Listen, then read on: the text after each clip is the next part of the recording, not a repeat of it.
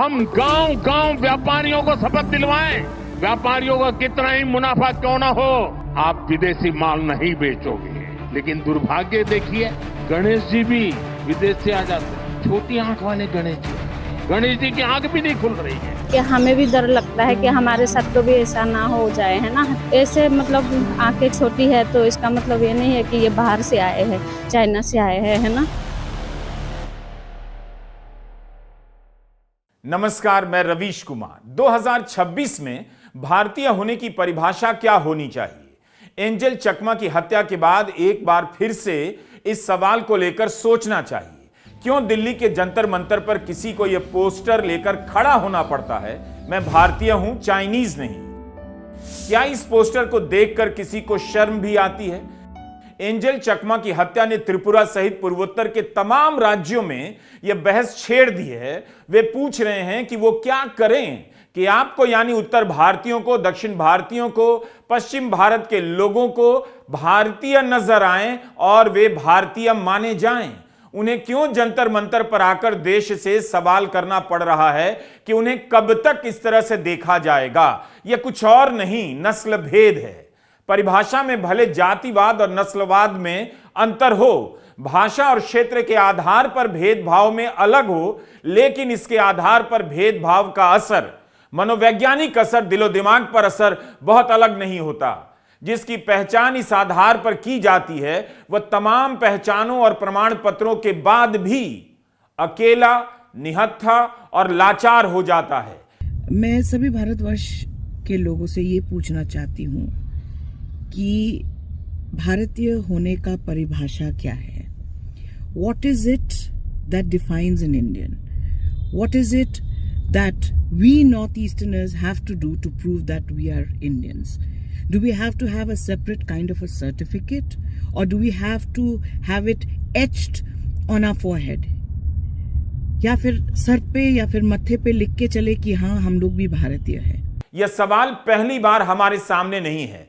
भारतीय कौन है? क्या एंजल चकमा के साथ जो हुआ, पूर्वोत्तर के लोग जो महसूस कर रहे हैं, उन्हें नेपाली, चाइनीज, चिंकी, मोमो कहने की सोच कहां से आती है?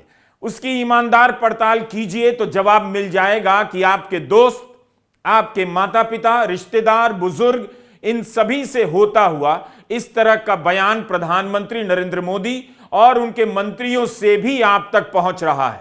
हम गांव गांव व्यापारियों को शपथ दिलवाएं, व्यापारियों का कितना ही मुनाफा क्यों ना हो, आप विदेशी माल नहीं बेचोगे।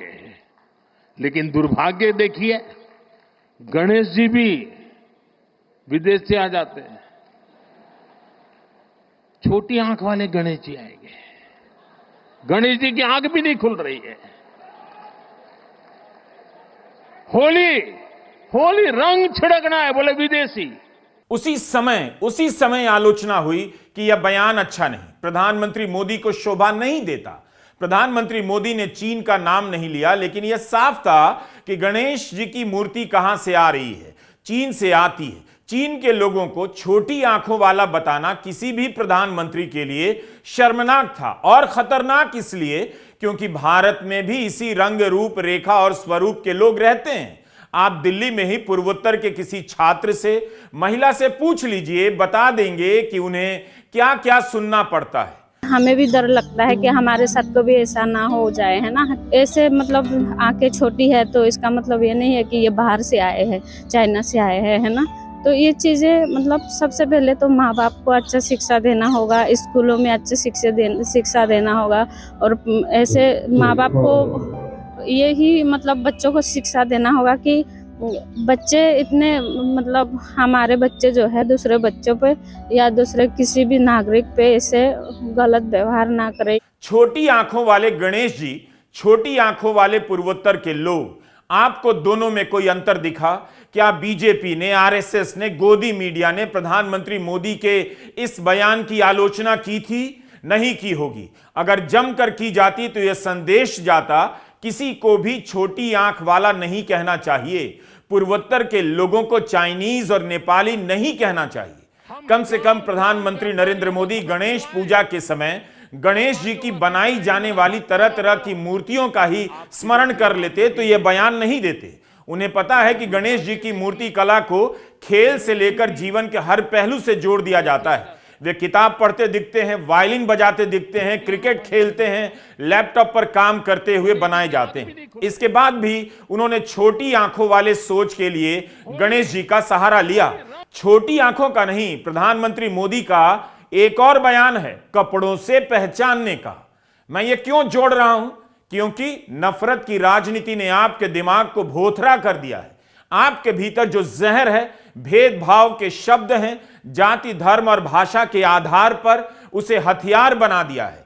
और आपको लगने लगा है कि मोदी जी कह रहे हैं तो वह सही है और हम भी ऐसा कह सकते हैं। बिना उनके और उनके मंत्रियों के ऐसे बयानों को याद किए हुए, उनके असर को समझे बिना आप एंजेल चकमा के साथ की गई टिप्पणी की निंदा नहीं कर सकते। एंजेल चकमा की हत्या के बाद लोकसभा के सांसद गौरव गोगोई को क्यों कहना पड़ा वे चाइनीज नहीं भारतीय हैं? गौरव गोगोई ने ही प्रधानमंत्री मोदी के छोटी आंखों वाले गणेश जी के बयान की निंदा की थी। तब गौरव ने यही कहा था और यही हो गया। गौरव ने कहा कि ऐसे बयानों के कारण हमले बढ़ते हैं। पूर्वोत्तर से आने वाले छात्रों के लिए ऐसे बयानों को सुनना किसी यातना से गुजरने के जैसा होता है। I read somewhere that Honorable Prime Minister Modi, while referring to China, made light of the physical features of the people of China, especially with respect to the shape and size of their eyes. Let me educate the Honorable Prime Minister that when young men and women, boys and girls, come from the northeast to different parts of India, they are often teased for that very same physical features. This kind of language only perpetuates the harassment and the language that is used to taunt and tease the people of the northeast. By all means, the Prime Minister has the right to focus on various problems between India and China with respect to the trade deficit and the border situation. But I must ask him to be also sensitive on these matters, because these matters have caused a lot of trauma for people, young people of Northeast, who often talk to me and complain to me about how they feel when they come to Delhi, Bombay, Pune.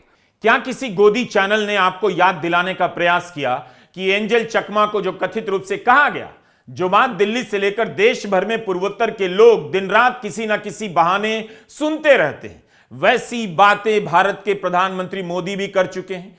क्या इसलिए प्रधानमंत्री मोदी ने angel चकमा की हत्या पर कुछ नहीं कहा क्योंकि तब छोटी आंखों वाले गणेश जी का बयान याद दिलाया जाता? हम इस वीडियो में बता रहे हैं कि एंजेल चकमा को कथित रूप से जो भी कहा गया उसे किस तरह से राजनीति में, घर, परिवार, स्कूल, कॉलेज, दफ्तर और मीडिया में मान्यता दी जा रही है और लोगों का हौसला बढ़ता जा रहा है। जितना आप इंडियन हैं हम भी उतना ही इंडियन हैं, तो आप लोग हमारे साथ मतलब ऐसा बर्ताव मत कीजिए, क्योंकि हमें भी बहुत बुरा लगता है। अगर आप कोई कहता है कि ओए नेपाली और चाइनीज, मतलब ऐसे कुछ मतलब रेशियल कुछ ऐसे बोल देते हैं शब्दों का, ऐसे लगता है कि मतलब कितना बहुत ज़्यादा, मतलब पता नहीं, हम उस चीज़ को हम एक्सप्लेन भी नहीं कर सकते हैं कि हम क्या फील करते हैं, क्या महसूस करते हैं। ऐसे हम चाहते हैं कि हम भी यहाँ के जैसे मेनलैंड इंडिया में है, यहाँ के जैसे लोगों के जैसे यहाँ के लोग मतलब घूम पाते हैं खुले, मतलब आज़ादी से, लोग कुछ नहीं बोलते हैं उनको। हम भी इसी तरीके से फ्रीडमली जीना चाहते हैं, क्योंकि हम भी एक ह्यूमन है। सबसे इंडियन होने से पहले तो सबसे पहले हम एक ह्यूमन है ना। दिल्ली के जंतर मंतर पर आए पूर्वोत्तर के लोगों के हाथ में पोस्टर देखकर ही अफसोस हो रहा था कि हमने इस देश के अल्पसंख्यकों को, जिनकी संख्या में कम है, उन्हें कहां पहुंचा दिया। भारतीयता की हमारी समझ कहां खो गई। Today we all are gathered here in order to remember our beloved brother Enjel Chakma, who was killed after racial attack. कायदे से 28 दिसंबर के इस प्रदर्शन में पूरी दिल्ली को होना चाहिए था, लेकिन यहां ज्यादातर पूर्वोत्तर के ही लड़के लड़कियां नजर आ रहे थे। उनके भीतर इस बात को लेकर रोष है कि एंजल चकमा को मोमो कहा गया, चाइनीज कहा गया। आपको चक दे इंडिया फिल्म याद होगी। इस फिल्म में लड़कियों की टीम में अलग अलग राज्यों से आई खिलाड़ियों को तरह तरह की टिप्पणियों का सामना करना पड़ता है। टूर्नामेंट रद्द होने वाला है, इस हताशा से टीम रेस्तरां में अनमने ढंग से बैठी है। तभी पूर्वोत्तर की 2 खिलाड़ियों मौली जिमिक और मेरी रॉल्टे को 2 लड़के छेड़ देते हैं। टीम बटी हुई है, लेकिन इस बात से नाराज हो जाती है और सारी लड़कियां मिलकर लड़कों की पिटाई करती हैं। बाद में उन लड़कों के लफंदर दोस्त आते हैं, वे भी पीटे जाते हैं। इस घटना के बाद जाने अनजाने में टीम के भीतर एकता आ जाती है, क्योंकि सबने मिलकर एक गलत बात का विरोध किया। मेरा सवाल है कि जब जंतर मंतर पर प्रदर्शन हुआ, तब क्या उसमें सारा भारत था? भारत या दिल्ली का प्रतिनिधित्व था, या केवल पूर्वोत्तर के ही लोग आए? एंजल चकमा की हत्या का विरोध करने, चिंकी चाइनीज कहे जाने का विरोध करने। आज के इंडिया में दरअसल आप चक दे इंडिया भूल गए हैं। फिल्म की शुरुआत में दिखाया जाता है कि शाहरुख खान के किरदार से फाइनल में गोल छूट जाता है तो उसे पाकिस्तानी कहा जाने लगता है, क्योंकि वह मुसलमान होता है। बाद में वही कबीर खान लड़कियों की टीम का कोच बनता है और टीम वर्ल्ड कप जीत जाती है। जब बीसीसीआई ने शाहरुख खान की IPL team Kolkata night Riders से बांग्लादेशी पेसर मुस्तफा फिजुर रहमान को टीम से हटाने के लिए कहा, तो बीजेपी के नेता संगीत सोम का बयान आ गया कि शाहरुख खान समझ गए हैं सनातनियों के विरुद्ध नहीं जाना चाहिए। यह कारण नहीं है कि कहीं से कोई उठता है और शाहरुख खान के बारे में अनाप शनाप बोलने लग जाता है। आप इस फिल्म को दोबारा देखिए और छोटी आंखों वाले गणेश जी को प्यार से अपनाइए। प्रधानमंत्री मोदी के इस तरह के बयानों की निंदा कीजिए। देहरादून पुलिस भले कहती है कि ऐसी टिप्पणी के प्रमाण नहीं मिले हैं, लेकिन एंजल चकमा के साथ उसका भाई माइकल चकमा भी था। उसने कहा इस तरह की टिप्पणी की गई। टाइम्स ऑफ इंडिया के कल्याण दास की रिपोर्ट है कि झगड़ा ही इस बात से शुरू हुआ जब एंजल चकमा को चाइनीज कहा गया। ओए Chinese, have you come two by pork? यह अंग्रेजी में लिखा है, मगर हिंदी में कहा गया होगा। एंजल के आखिरी शब्द थे कि मैं चाइनीज नहीं भारतीय हूं। कोई भी भारतीय कैसे बर्दाश्त कर लेगा कि उसे चाइनीज कहा जा रहा है? आपको याद होगा अमेरिका में जॉर्ज फ्लॉयड को जब वहां की पुलिस ने मारा, तब फ्लॉयड के आखिरी शब्द थे आई कांट ब्रीथ। अमेरिका में ब्लैक लाइव्स मैटर के नाम से कितना बड़ा जन आंदोलन शुरू हो गया। पुलिस को माफी मांगनी पड़ी, हफ्तों संपादकीय लिखे गए, वहां की मीडिया में बहस हुई। क्या भारत के लोग एंजल चकमा के आखिरी शब्द को भूल गए कि वह भारतीय है? फिर पूरा भारत उसके लिए क्यों नहीं खड़ा हुआ? फिर प्रधानमंत्री मोदी ने चकमा की हत्या की निंदा क्यों नहीं की? बीएसएफ में हेड कांस्टेबल उसके पिता से बात क्यों नहीं की? उनसे देश की तरफ से माफी क्यों नहीं मांगी? The message that we want to give is first to the family of Angel Chakma. We are sorry for what has happened to Angel, and we stand in solidarity with you. भारतीयों को Chinese ही नहीं, दिन रात पाकिस्तानी, तालिबानी, बांग्लादेशी और घुसपैठिया कहा जा रहा है। सबको पता है किसे कहा जा रहा है। एंजल चकमा की हत्या के पीछे की विचारधारा के तार एक दूसरे से जुड़े हुए हैं। परिवार, समाज, राजनीति में कैसे गलत चीजों को सहते जाना, उनका विरोध नहीं करना किसी को हत्यारा बना देता है और किसी की हत्या करवा देता है। किसी के साथ अत्याचार शुरू हो जाता है। इसका एक और उदाहरण देता हूं। न्यूयॉर्क टाइम्स में एक रिपोर्ट छप गई और उस रिपोर्ट में केवल एक लाइन थी, एक लाइन कि नेविल सिंघम नाम के व्यक्ति ने न्यूज क्लिक को फंडिंग दी है और न्यूज क्लिक अपनी रिपोर्टिंग में चीन की तारीफ करता है। सिर्फ इस एक लाइन के आधार पर लोकसभा में बीजेपी के सांसद निशिकांत दुबे ने यह आरोप लगा दिया, भारत के पत्रकार चीन के पक्ष में रिपोर्टिंग करते हैं, चीन से फंडिंग लेते हैं, उनके खिलाफ कार्रवाई की मांग कर दी। पुरकायस्त उसका मालिक है, उसके सारे पैसे में कहां से मिले, कैसे नक्सलाइट को दिए गए, कैसे माओवादियों को दिए गए, कैसे शर्मा को, रोहिणी सिंह को, या मान लीजिए स्वाति चतुर्वेदी जैसे लोगों को केवल भारत के खिलाफ एक माहौल बनाने के लिए चाइनीज पैसा दे रहे हैं। न्यूज क्लिक के दफ्तर पर छापा पड़ा, 80 से अधिक पत्रकारों के यहां छापा पड़ा। प्रबीर पुरकायस्त को गिरफ्तार किया गया। सुप्रीम कोर्ट ने पाया कि इनकी गिरफ्तारी अवैध थी। 7 महीने तक प्रबीर अवैध गिरफ्तारी के आधार पर जेल में रहे। मतलब आप किसी को चीनी एजेंट बता दीजिए, अवैध रूप से जेल में डाल दीजिए, यह भारत की राजनीति हो गई है और देखते रहिए, चुप हो जाइए। जब सांसद, जब सरकार इस तरह की हरकत करेगी तो उसके समर्थक सड़कों पर भी यही करेंगे। जिनके भीतर इस तरह की सोच है, जो पूर्वोत्तर के लोगों को उनकी आंखों, भोजन, भाषा के आधार पर चिन्हित करते हैं, उन्हें हौसला मिलेगा कि वे सही सोच रहे हैं, क्योंकि उनकी सरकार, उनका नेता यही बोल रहा है। आखिर राह चलते स्कूलों के बच्चे कैसे किसी को चाइनीज, नेपाली और मोमो बोल रहे हैं? मोमो बेचने वाले तो यूपी बिहार के लोग भी हैं, खाने वाले भी पूरे भारत के हैं। क्या यह सब बताना पड़ेगा? अगर बताना होगा तो हम सभी को नए सिरे से समझने की जरूरत है। हम कौन हैं? भारतीय कौन है? Stares that makes you uncomfortable, that makes you question that, oh, maybe I shouldn't be here.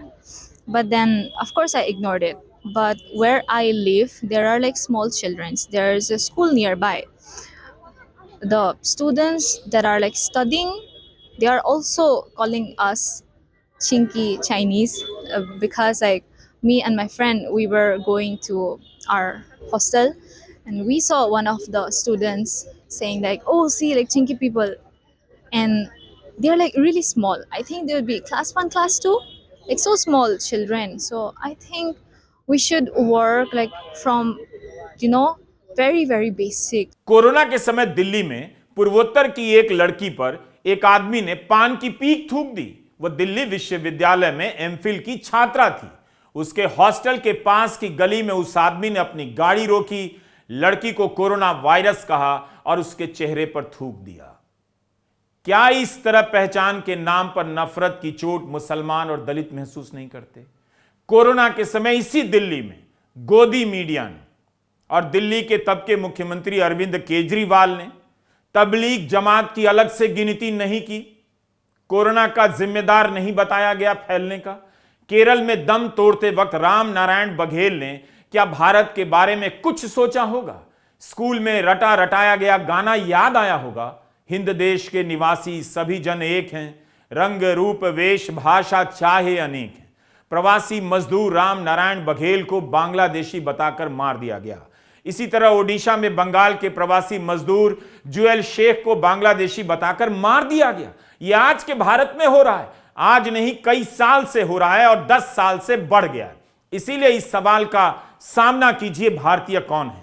क्या हम साथी भारतीयों को बिना किसी शर्त के, पहचान के, रंग के, नफरत के स्वीकार करने की स्थिति में हैं? और सच बोलिए, क्योंकि हमने इस सवाल का सामना नारों और गानों से करने लग जाते हैं, जिसमें हर आदमी अपने भीतर की सोच से बचकर निकल जाता है, झांक कर नहीं देखता। इसलिए इस साल यह मौका है कि हम सोचें कि हमारी नजर में भारतीय होने की परिभाषा क्या है, उसमें कहां गड़बड़ हो गई है, नफरत क्या है। यह मौका 2016 में आया था जब अखलाक की हत्या हुई। यह सवाल 2025 में भी आया जब अखलाक के हत्यारों के खिलाफ मुकदमा वापस लेने यूपी सरकार कोर्ट पहुंच गई।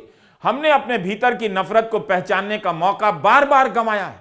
यह सवाल तब भी आया जब जुलाई 2023 में चलती ट्रेन में चेतन सिंह नाम के सिपाही ने बंदूक से मजहब पूछकर 3 लोगों को मार दिया। असगर, अब्बास अली, अब्दुल कादर भानपुर वाला, सैयद सैफुद्दीन और अपने सीनियर टीकाराम मीणा की हत्या कर डाली। कई मुसलमानों के घर मामूली आरोपों में सजा होने से पहले बुलडोजर चला दिए गए, उन्हें गिरा दिया गया, उनकी दुकानों को तोड़ दिया गया। सबने इस सवाल से आंखें मूंद ली कि इस तरह से कहीं कानून का राज चलता है। क्यों आंखें मूंदी? क्योंकि नेताओं ने आपके भीतर अलग अलग तरीके से किसी धर्म, किसी जाति के खिलाफ जहर भर दिया है। समाज के भीतर भी रंग, रूप, भाषा को लेकर जहर की हजारों पुड़ियां रोज बांटी जा रही हैं, जो परिवारों में बंटती हैं। बच्चे सड़क पर जाकर बोलते हैं, जिसके आधार पर भेदभाव का चक्र चलता चला जा रहा है। We face a lot because of our features. Irrespective, we are good, bad, that doesn't matter to them, but they just get excited. They have to say something and pass by, and which is really, really uncool. It's high time. Yeah, we should come as one, just not the Northeastern, because you can't just say the minute you say Northeastern, yes, the eyes are like that, the nose are like that. You can't differentiate it like that, irrespective how you look, where you come from, right? I think we are Indian. We need to be treated equally one. And secondly, like how much do we know about Northeastern in in our subject, when we go to school, when we study, I barely remember anything what I studied from my past textbook. I only know Cherrapunji has the highest rainfall in the world. But other than that, what is there in the history? Not much. School में पढ़ाने से क्या होगा? प्रधानमंत्री नरेंद्र मोदी जो देश को पढ़ा रहे हैं उसकी बात कीजिए। उसे ज्यादा लोग सुनते हैं, यकीन करते हैं, और वो लोग सुनते हैं जो वोट करते हैं, जिनके हाथ में सत्ता है, जो सड़कों पर निकलकर मारपीट कर सकते हैं।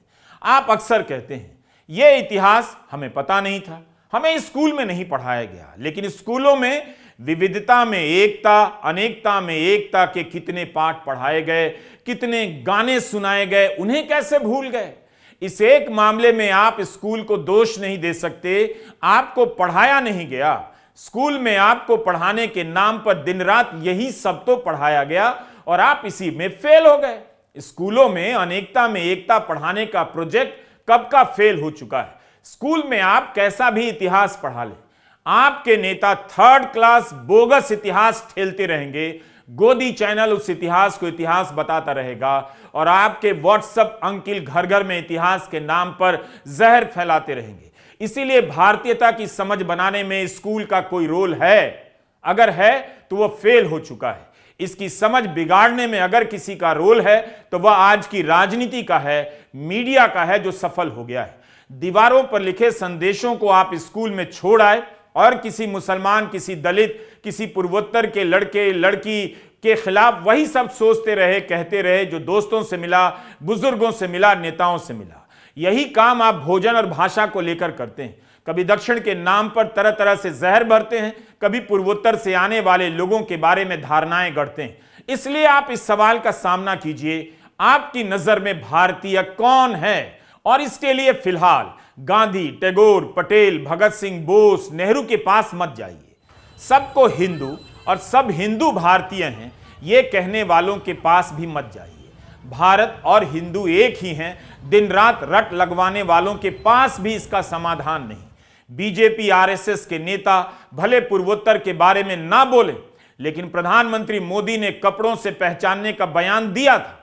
उनके मंत्री जब तब किसी को चीन का एजेंट तो पाकिस्तानी कह देते हैं, घुसपैठिया कहने का बयान कभी भी आ जाता है। इन सभी बयानों को आप उन टिप्पणियों से अलग नहीं कर सकते जो कथित रूप से एंजेल चकमा को लेकर की गई।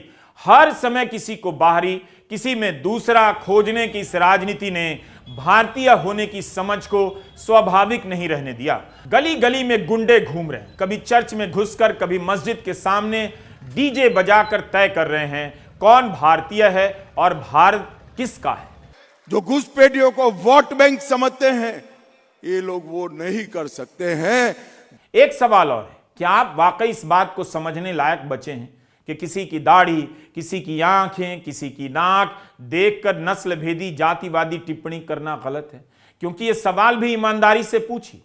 हो सकता है आपको अब नॉर्मल लगने लगा हो और सही लगता हो। आप जेम्स बॉल्डविन की रचनाओं को पढ़िए, यूट्यूब पर इनके भाषण हैं, उन्हें भी सुन सकते हैं। उनकी एक किताब है नोट्स ऑफ ए नेटिव सन, मैंने नहीं पढ़ी लेकिन पिछले महीने खरीदी है। इस किताब को पढ़िएगा।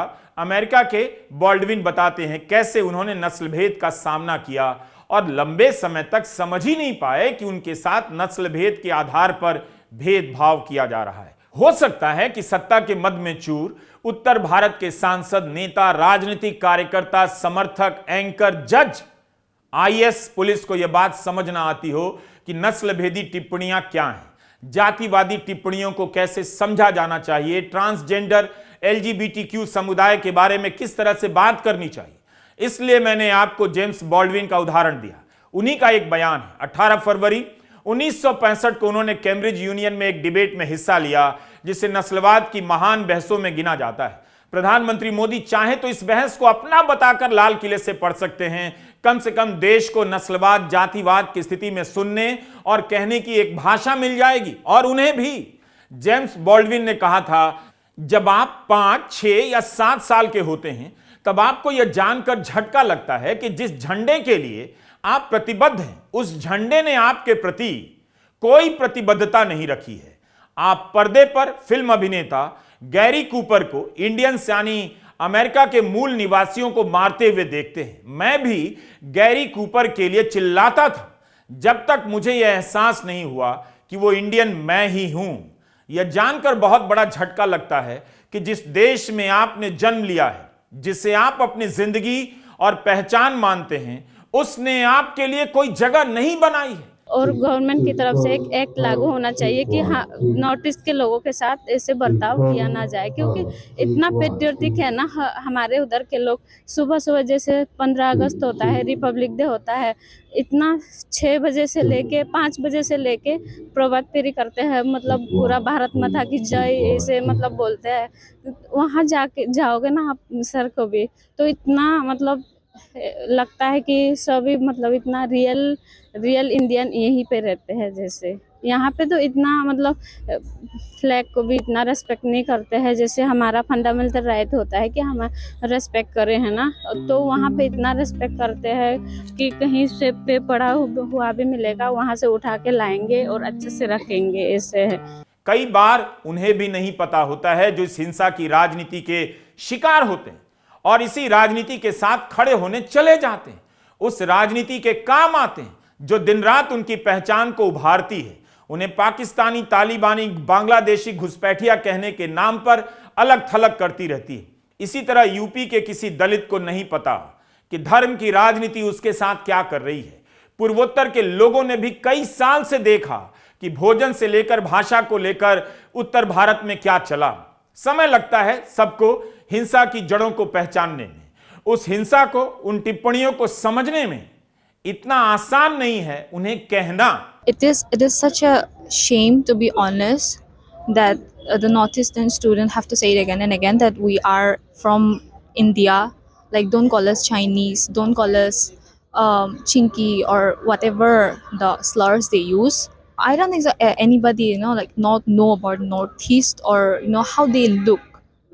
So I think we should stop it, like the normalizing hate against Northeastern people and the racism, the way they say, oh, we are just joking, but no, don't joke about it. Like, हम किसी को नेपाली, चीनी, जापानी गाली की तरह क्यों कहना चाहते हैं? क्या किसी दूसरे देश का होना गाली है? क्या सिर्फ भारत ही एक देश है दुनिया में? इस चक्र को तोड़ने की जरूरत है। अमेरिका में भारतीयों ने कामयाबी के कई झंडे गाड़े, इसे एक सफल प्रयोग के रूप में देखा गया, लेकिन अमेरिका में भी अब भारतीयों के खिलाफ भेदभाव बढ़ता जा रहा है। न्यूयॉर्क टाइम्स की लीडिया पोल ग्रीन की यह रिपोर्ट बता रही है। यह रिपोर्ट शुरू होती है टेक्सास के कामयाब डॉक्टर की कहानी से, जिन्होंने हाल ही में हनुमान की मूर्ति की स्थापना की और इस दिन के लिए कई साल इंतजार किया। लेकिन जब हनुमान की मूर्ति की प्राण प्रतिष्ठा हो रही थी, उसी प्रांगण के बाहर रूढ़िवादी ईसाई इसके विरोध में प्रदर्शन कर रहे थे। टेक्सास में मूर्ति लगाए जाने का विरोध कर रहे थे। मूर्ति की स्थापना करने वाले डॉक्टर तिमिरेसा 50 साल से अमेरिका में रह रहे हैं, धन दौलत सब कमाया, उन्हें लगता था अमेरिका स्वर्ग है, मगर वहां पड़ोसी भी ताने मारने लगे, बाहरी होने का एहसास जताने लगे। यह रिपोर्ट इसी दिशा में बात करती है कि अमेरिका में भारतीयों को अब बाहरी के रूप में देखा जाने लगा है, जो पहले नहीं था। जब ट्रंप ने अपनी सेना के विमान में बिठाकर हथकड़ियां पहनाकर अवैध भारतीयों को भारत भेज दिया, तब भारत ने किस तरह से विरोध किया या चुप रह गया, आपको पता है। जबकि कई देशों ने इस बात का विरोध किया और ट्रंप ने उन्हें बेड़ियों में नहीं भेजा। बाहरी बताने की यह राजनीति एक दिन घर से लेकर दुनिया को नफरत की आग में झोंक देगी, बल्कि झोंक रही है। हमें यह भी देखना होगा कि इसी समय में दुनिया इस बाहरीवाद से कैसे लड़ रही है। उसी अमेरिका के न्यूयॉर्क शहर में भारतीय मूल का एक ऐसा व्यक्ति मेयर की शपथ ले चुका है, जिसका जन्म दक्षिण अफ्रीका के युगांडा में हुआ। नस्लीय हिंसा वहां भी बढ़ रही है, मगर वह शहर इस पृष्ठभूमि के व्यक्ति को मेयर चुनकर उसे गले लगाकर जवाब भी दे रहा है। ममदानी वहां से भारत के उमर खालिद को लेकर पत्र लिख रहे हैं कि कब इंसाफ मिलेगा। जिस दौर में लोग दुनिया को गोबर बनाने में लगे हैं, उसी दौर में ममदानी जैसे लोग ग्लोबल बनाने में लगे हैं। आपको चुनना है, क्या चाहिए, गोबर या ग्लोबल? हम देखना नहीं चाहते, लेकिन देखना पड़ेगा, इसे समझना पड़ेगा। बांग्लादेश में हिंदुओं के साथ जो हो रहा है उसका विरोध करना पड़ेगा। प्रधानमंत्री मोदी को हर घटना की निंदा करनी चाहिए, लेकिन दुनिया यह भी देख रही है कि भारत में मुसलमानों के साथ क्या हो रहा है, क्रिसमस पर चर्च में क्या हो रहा है, दलितों के साथ क्या हो रहा है। इसलिए हमारी जिम्मेदारी है कि हम भारत में भी इस नफरत और पहचान की राजनीति का विरोध करते रहें और दुनिया भर में करें। एंजल चकमा के हत्यारों को सजा मिलनी चाहिए। मगर उस विचारधारा को भी पहचानने की जरूरत है जो किसी अविनाश, किसी सुमित, किसी यज्ञराज अवस्थी को हौसला देती है। बरेली के ऋषभ ठाकुर, दीपक पाठक, आशीष, अमन, सूरज और अभिषेक को हौसला देती है कि वे किसी हॉस्टल में घुस जाएं, रेस्तरां में घुस जाएं, जन्मदिन मना रही हिंदू लड़की के मुसलमान दोस्तों को लेकर लव जिहाद का भूत खड़ा कर दें और गाजियाबाद की पुलिस का अफसर खगड़िया बिहार के मजदूर को डराने लगे।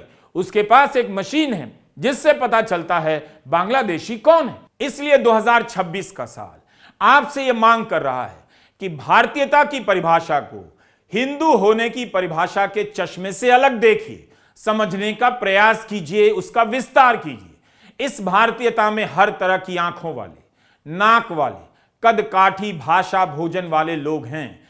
वो गाना फिर से गाइए, लेकिन इस बार समझकर गाइए, हिंद देश के निवासी सभी जन एक हैं। नमस्कार, मैं रवीश कुमार।